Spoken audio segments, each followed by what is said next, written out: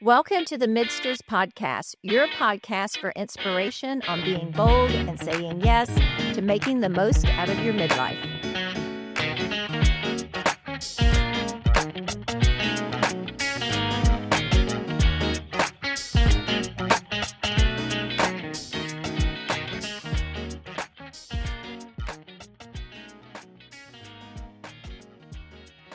So, Marianne, have you ever felt like an imposter in your own life?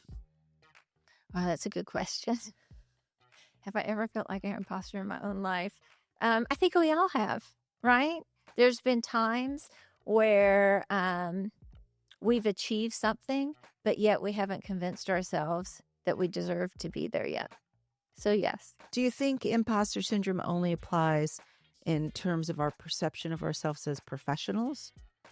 No, not at all. As a matter of fact, I was trying to think about imposter syndrome in my own life and my experiences over, 59 years. And there's definitely been times that I felt that way.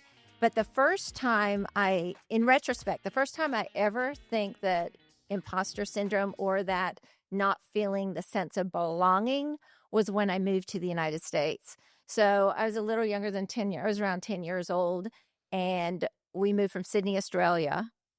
I was born in England, but we lived in Sydney, Australia. So I had an Australian accent, had an American father, a Scottish mother, and never stepped foot in the country. But I was an American by naturalization of my father. And so we moved to Arkansas. I had this strong accent. And the other kids and their parents would always say, "Oh, you're Australian." And I'm like, "No, I'm an American." "You're not an American." I said, "Yes, I'm an American." And it was that sense of like, wow, why do they not think that I'm an American? Of course I'm an American. And I did not feel a sense of belonging because of that. It took time. And I actually would practice in the evenings to myself an American accent. Oh, wow. So I would feel like I actually was worthy to be in this space of what people considered as Americans. Like I needed to have that accent or an American accent or shed any other foreign accent to actually be considered an American and feel like I belonged. Mm-hmm. So in retrospect, I think that was probably the first time I had any hint of not belonging. And imposter syndrome. Mm-hmm. Yeah. I think my twist on it is a little bit different because I think there is a component, which is sort of inherent in your story, of imposter syndrome can come from what the external world puts on us. If you don't meet these criteria, you're not really what you say you are. But I also think it could come from the inside. And I think for me, one place in my life where I felt imposter syndrome is as a photographer. Because I took up photography in midlife, right, when I already had a completely different career and was still functioning in that career and also raising children. So it's not like I had a whole lot of time to devote to like going to school to study photography and get a degree in that and whatever. It was just something I was passionate about. But that passion felt kind of out of place in my own life. right. Like, what am I doing here? Why am I spending all this time going to these workshops and going out and shooting all these pictures? I'm not really a photographer. I'm really a wife and mother. I'm really a lawyer. And it has taken me a long time to kind of settle into the idea of, no, I'm a photographer. I mean, I actually legitimately am a photographer. Right. But it didn't feel like I could claim that for myself because it was only a piece of my identity, right, as opposed to the whole identity. Does that make sense? Yeah. So did you think that you had to hit perfectionism or an expert level of photography to actually consider yourself a photographer? I think it felt like it was such a late calling that it wasn't authentic. Okay. Like if it had come to me much earlier in my life, right, and I had pursued it more in a more purposeful way, that it would have been a piece of my identity. But because it came later and I started as a hobbyist, I just kind of kept feeling like I was a hobbyist. And then you know the story, I actually sold a photograph. Someone contacted me and had seen an image that I had that had been put on Facebook and wanted a copy of it. And I was like, does this make me a professional photographer? maybe I really am a photographer. But like, do you need that external validation to make it real and to not feel like We shouldn't. we shouldn't? We Right. shouldn't, but sometimes I think we do. The amygdala is kind of responsible for that. So that is like the anxiety piece of the brain on the frontal lobe. And it can't really, they say that that is part of the imposter syndrome because it can't defer, or it doesn't know the difference from discomfort and danger. And so we get that cortisol rush, we get that worry of judgment, like somebody else not thinking that we belong in this space. Mhm. So there's some science behind it as well. The more I think about imposter syndrome, and I recently got a captain's license and went through the exact same thing about, because there's all kinds of captains. Like, I'm not equal to a lot of captains out there. I have a little 22-foot Chris Craft, and I'm just puttering literally But on you the could Chesapeake captain a Bay. tugboat, right? I could. You could. You There are could certain things that my credentials will allow me to do. But in thinking about imposter syndrome, and like that experience in general, I have to say that bring it on. And the reason I say bring on imposter syndrome is because you can't feel imposter syndrome unless you are not growing. If you're growing, that's what it's all about. You're growing into a space that you weren't there before. It is growth. It is a great thing. If you Well, don't feel that, then, I mean, there's negatives to it too because of our own psyche. I mean, we don't like to sit in that. But in general, it is about growth. And it's the dissonance that you feel between your old self and your new self. I think I would tweak that a little and say it's definitely the opportunity for growth. But I think what happens with imposter syndrome is a lot of people stifle their own growth because of that feeling of I'm an imposter. I'm not really good at this. It can cause certain behaviors such as procrastination, Right. feelings of insecurity, right? So it could cause you to put off doing something in an area where you feel kind of inclined to go because you're like, but I'm not, like for me as a photographer, I'm not going to really go put my photographs in an exhibit because they're not good enough. Right. Or I'll put them in, but then feel terrible about it and like look at other people's art and say, theirs is so much better than mine. Why am I even here? Those kinds of things can impede the growth that that imposter syndrome can propel us towards. Like if we're inclined to try something new, even though it's outside of our wheelhouse and we push ourselves forward to do it, that's wonderful. That is growth. But if we stop ourselves because we don't feel we belong there, we don't feel like it's authentic, then that's kind of impeding us. Okay. I see where you're getting at. I have a little difference of opinion because I feel like imposter syndrome is when you have grown, like there's been this growth in you, and it's the dissonance between your old self and your new self. So hopefully everybody would take the opportunity to grow, but knowing that and pushing those boundaries and going from an old self to a new self often does cause imposter syndrome until it catches up. And then we fully embody it. We fully embody who we are. And before you know it, you're mentoring somebody else. And then you get your confidence, not just from mentoring, but when you stand in it a little bit and become confident. It's unfortunate that competence is what causes confidence or not confidence. And it shouldn't be that way, but it is, right? Well, and that's why in midlife, people are particularly positioned to challenge that feeling of imposter syndrome because we have a record of competence.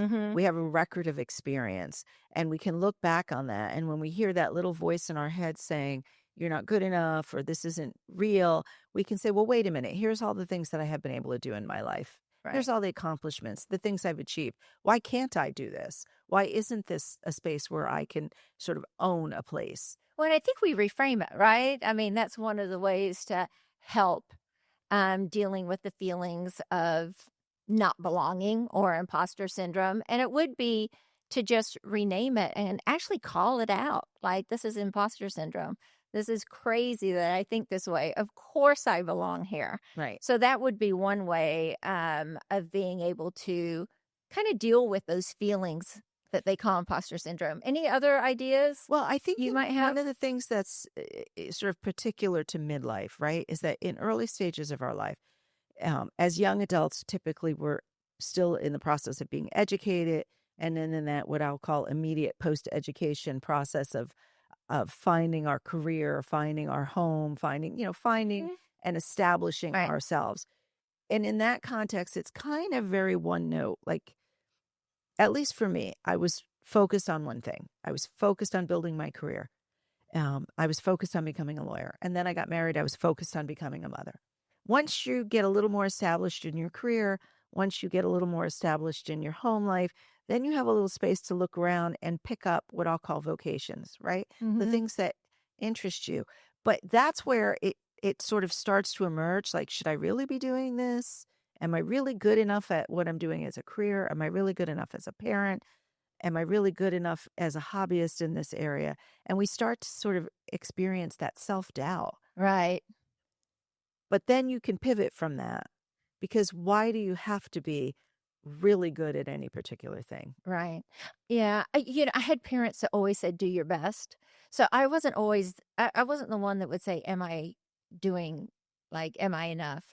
Not really. I was just like, I always wanted to do better or do my best. Not even better, but do my best. But also, I think that people in midlife, one of the ways that they grow, and imposter syndrome would happen during this period of time, it's that curiosity. Like you were saying, you had a lot of different things that you would do, and wife, mother, all those. In midlife, we've done those things, whether we felt like we were good enough or not. We we end up being ignited in a way that allows us to be curious about things. And I think if we were successful, and hopefully most of us felt successful in those things that you were just talking about, that is also catapults us to being able to take on other, I don't want to call it roles because it's not really roles. We're kind of shedding them, right? Mhm. It's other things that will allow us to be successful and have growth. And I think if we've told ourselves that we weren't enough, or can we do more, then maybe people in midlife are missing out on being able to take on things that actually will be life changing for them. Think about your photography, my photography. Right. Think about the adventurous things that we've done. But it takes a certain something. I mean, you already have to have the ability to push back a little bit against I agree. this feeling of I'm not good enough in order to take on new things. And unfortunately, there are a lot of people throughout life, not just in young life, but also in midlife and even older life, that don't do that. They don't Right. push back. They don't take that opportunity for growth because they're too afraid. They're afraid of failure. They're afraid that if they're not perfect, if they're not, at the top of doing something, then they're not good enough and shouldn't be doing it. And that's where I think a mind shift needs to take place. You don't have to be good at something. You don't Right. have to be perfect at it. It just has to resonate with you as something you want to do. And I think that that's the message for the younger end of midlife, what you're Mhm. saying, because if you can work through that piece of it, then it will allow you on the other side of that, like where we're at, where there is curiosity about something or you want to take on something, you're not going to stop yourself, Mhm. right? You're going to do it because See, you know that it's okay not to. That's why you don't have to be perfect at exactly. anything. We tend to be very outcome oriented people. Like, if I'm going to invest my time and energy in something, I should achieve. Mhm. Um, well, maybe not. Maybe you don't need to achieve. Maybe you just need to do. Maybe the act of doing is the catalyst for growth that you need, whether you're actually really good at it or not. Right. Like, I recently started taking drawing lessons. I'm never, and it's another thing that I'm doing, right? I mean, I already do photography. I really need to like take drawing lessons. Am I ever going to be a good artist in that sense? No, but actually I really kind of enjoy it. So why not do it? That the feeling of putting pencil to paper, I Mhm. do a lot of water soluble pencil drawings.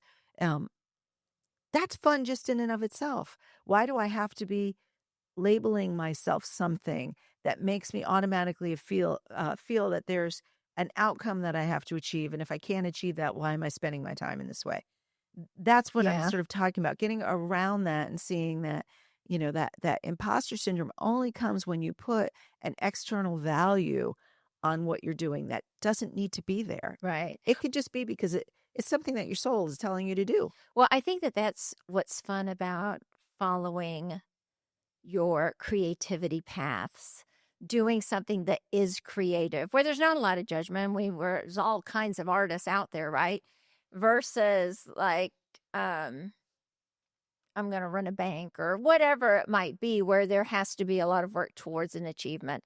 Because I think the creativity spectrum in itself allows that personal growth to where you get better and better without a lot of judgment evaluation. I mean, you might with yourself say, oh my gosh, this looks like crud. Mm-hmm. But somebody that doesn't know how to draw at all, it's looking pretty good. Yeah.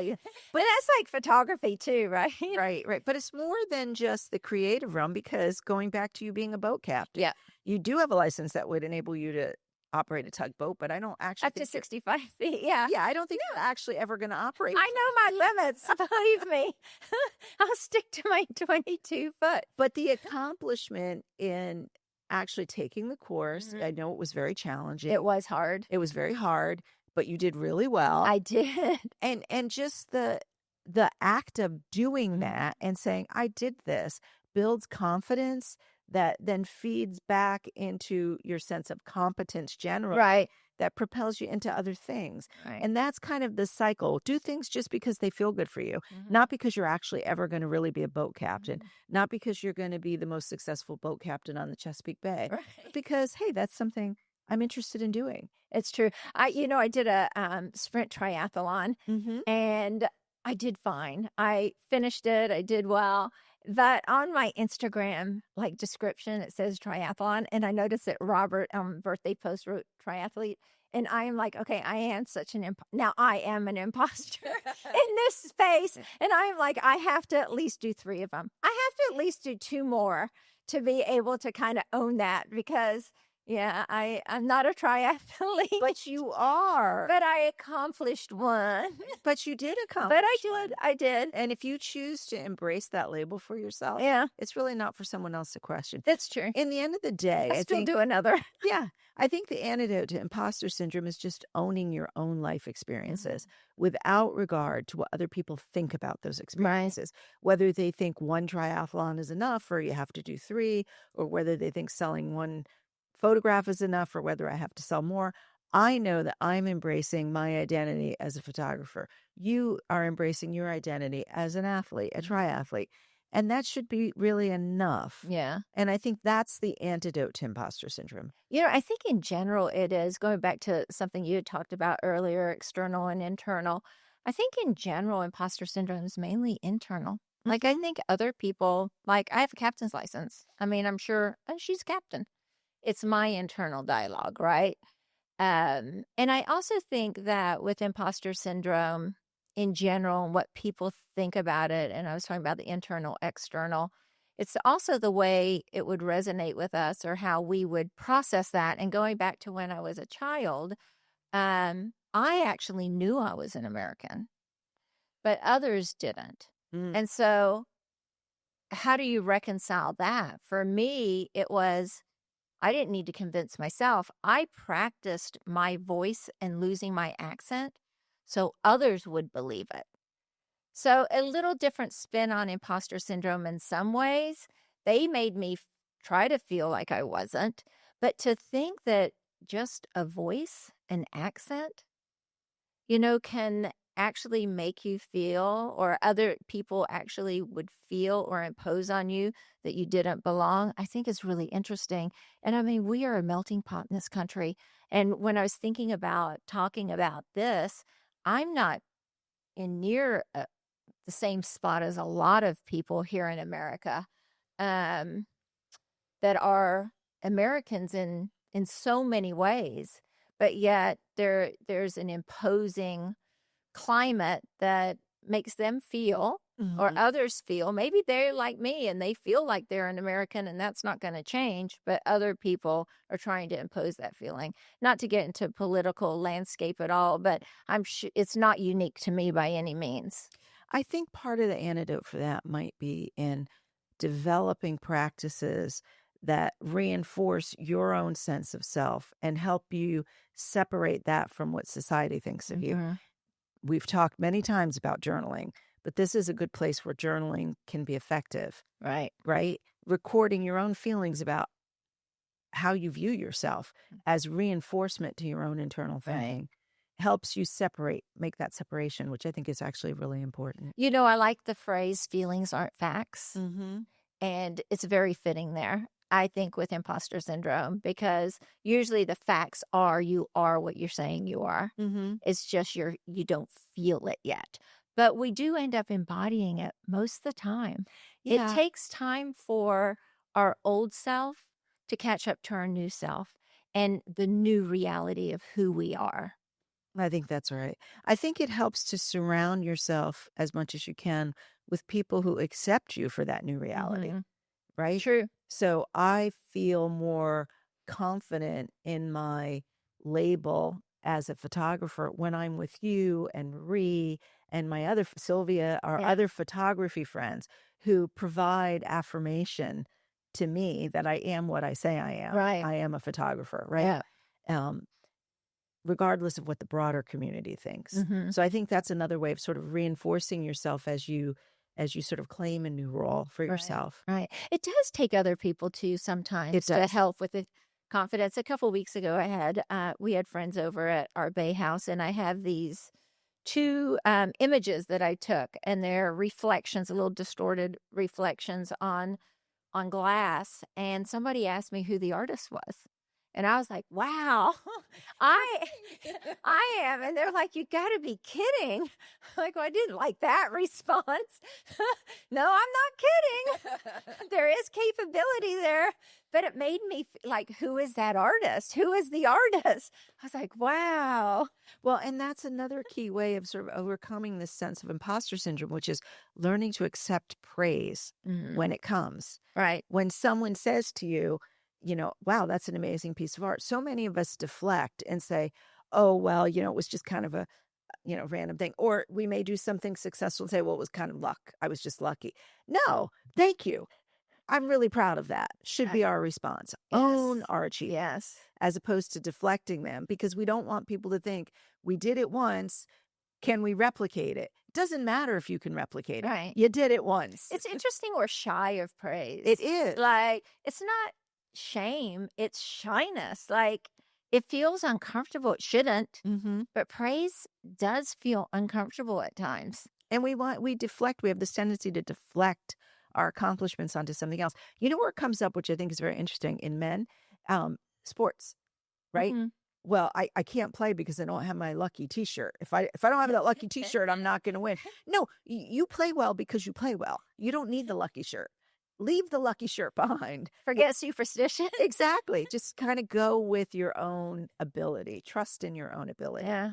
And that's kind of a key thing. And like I said, I think in midlife we're sort of better able to do that because we not only have experience of ourselves that we can draw on, but we've also had a lot of experience watching other people That's true. and learning from what we see other people do. That's and I true. know I've certainly had this moment, I'm sure you have too, where you have a friend that's done something and you say to them, wow, that's so amazing. And they say, oh, it's nothing.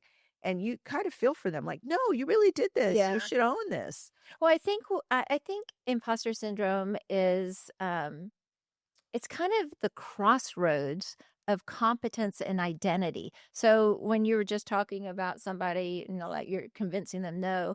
So they are competent, but they haven't accepted that as part of their identity yet, Mhm. right? It takes time. So I think imposter syndrome sits in that space between those two. It just takes time. I also think on the identity end, we tend to identify ourselves pretty narrowly. Mm-hmm. Like, actually, you see that a lot right now on, I'm crazy about TikTok, which I really have to get off TikTok. Like, it's not good for my mental health. But there's like this whole thing going on between whether women should be professionals or whether women should be mothers. And it seems to kind of, the posts that I see suggest that there's, and I'm again not trying to get into politics, but depending on your political view, you either see women as potential professionals or you see them as potential mothers. And I'm like, why? Wow. Why? Why can't we be both things? I thought we're Why can't past we that. also be? No, we're not past that. Why can't we also be? Why can't we be professionals? Why can't we be wives and mothers? Why can't we be boat captains and photographers and gourmet cooks and triathletes and pickleball players and Right. whatever it is we choose to claim for ourselves as identity? Why does identity have to be so singularly focused that when we broaden it or try to broaden it, we feel like we're somewhere we don't belong? Why can't we belong everywhere all at once? So that comes to our own internal mindset. It's unfortunate there's a lot of noise out there about that.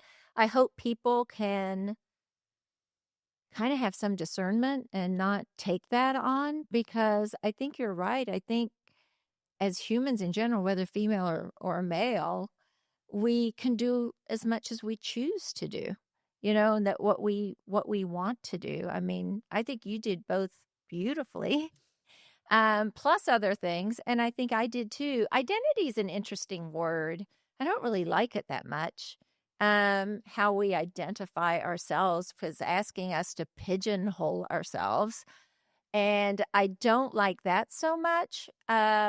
But it doesn't have to. It doesn't, but, just the identity of gender, for instance, or the identity of religion or Jewish. I mean, we can go on about how we identify ourselves. I but I don't like that, because I think that, like, there are some things that are identity markers, Mhm. 100%. But in general, we're so much more than our identity, Yes, you know? exactly. Or our identity is, I would phrase it a little differently. Our identity is so much broader than the markers that society puts on us. Story. Go for it. I got into photography. I hope my daughter doesn't mind my saying this, but I got into photography years ago because my daughter was like 12, 13 years old. She had a lot of interests, but no passions. Mm.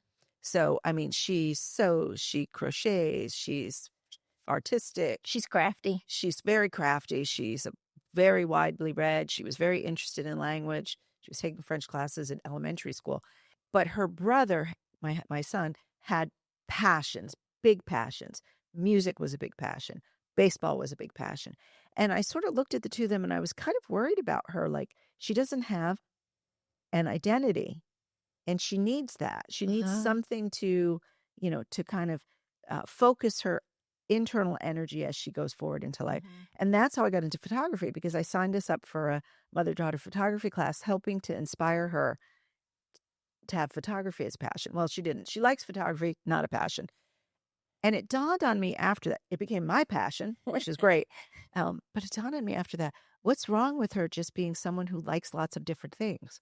Why does she need a passion?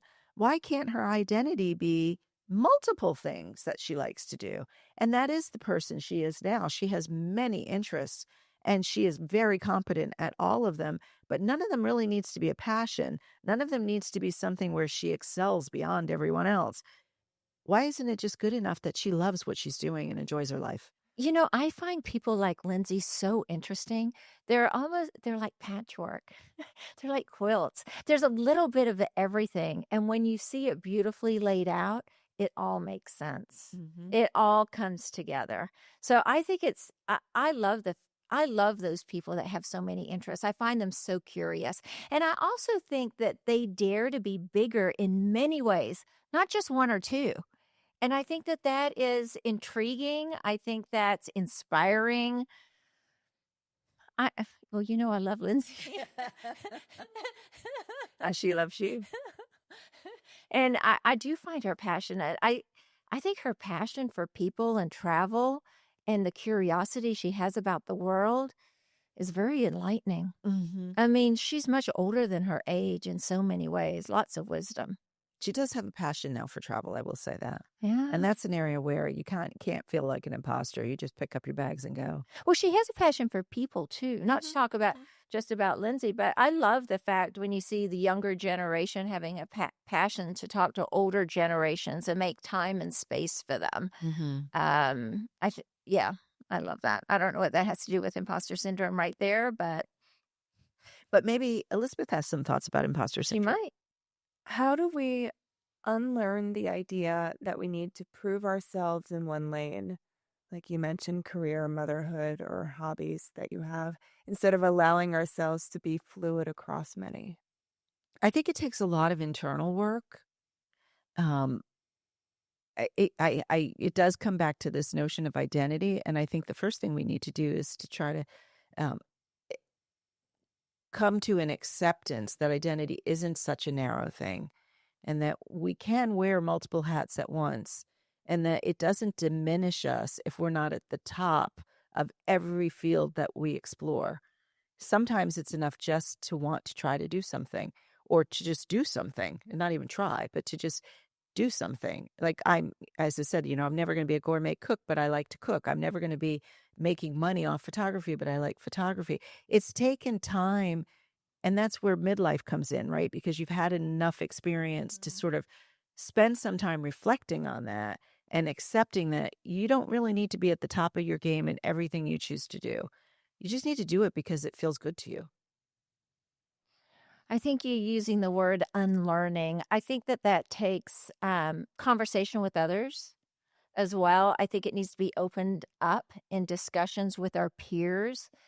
And I also think that unlearning is a tricky one. I think you have to change your narrative in your head and realize that you don't have to just choose one thing. It's important to prioritize things, and there may be one thing that you want to spend more time on and grow in that way for a short period of time, or during like the parenting years. That would have been a priority that I would have wanted um, to do my best in that lane.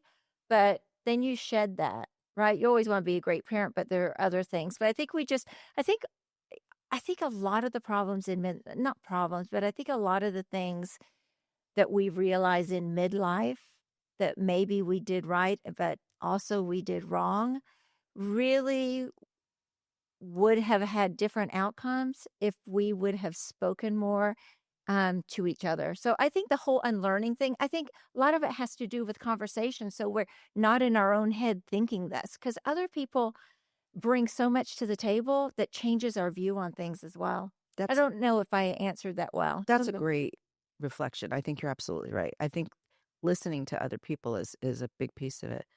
The right people, the Right. people that are affirming of your, not even accomplishments, that are affirming of your effort Because we or stay in interest. our own head, Right. and it's dangerous. It is. It can be dangerous. But interestingly, I think another piece of it is that we need to learn to trust our intuition, right? So set aside the narrative that's inside your head, understand that that's influenced by outside factors. Mhm. But what is your gut telling you you want to do? If your gut is telling you you want to take something on, and then you start talking yourself out of it in your internal dialogue, well, I'll never be good enough at that. No, no, no, no, no. Set that aside. Go with your gut. At least try it. Right? There's never any harm in trying. I guess that would be the dialogue I would replace it with. There's no harm in trying. Well, and the thing about trying that, and I used to tell the kids this, if you try for a month, you're going to be better than you were the month before. Right. You don't have to be perfect. You're better than you were if you wanted to be better. And if Anyway, you trust your intuition to lead you into something, it may or may not become something that really sticks, but there's probably a reason why you want to do it.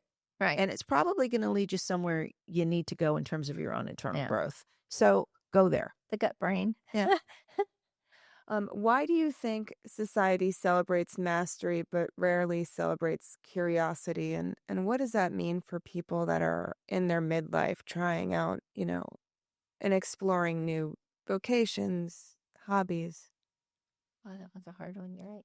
I think that's a side effect of living in a culture that is very, based on a capitalist philosophy, which is you're always striving for more, right? Whoever has the most somehow wins. That we stack ourselves up against one another to see who attains the highest level. And that's what we value. That's not true in other cultures necessarily. There are other cultures where, people don't measure themselves that way. Um, but I think it's incumbent on each one of us to live our own lives. And, if you want to play the competitive game, go for it. But you're losing something in terms of your own spiritual growth if you don't engage with things because they're simply of interest to you. I think that's how I'd answer it. I think it's unfortunate that society does that, number one. I talk about when I moved to the States, I moved to Arkansas and then I moved to Texas. And one of the first things I ever heard about Texas is bigger and better. Texas is bigger and better. And at that point, it didn't resonate to me like it does now, but that's like the mastery, right? The bigger, the better. I think it's unfortunate that society does that. And I think that it is imposing on people's creativity because they feel like they have to master. But in general, I feel like the people that are curious and they do it because of their passion and not to be perfect are the ones that probably are happier with their work and with what they're doing. Because if mastery is the bar to attain, then it's the overachievement. And I think the overachievement takes a lot of time, takes a lot of energy, and a lot of disappointment. So it's unfortunate that society does that because hands down, the people that are just doing it because it's a passion and they're curious and they love it, much happier about the outcome. That's great.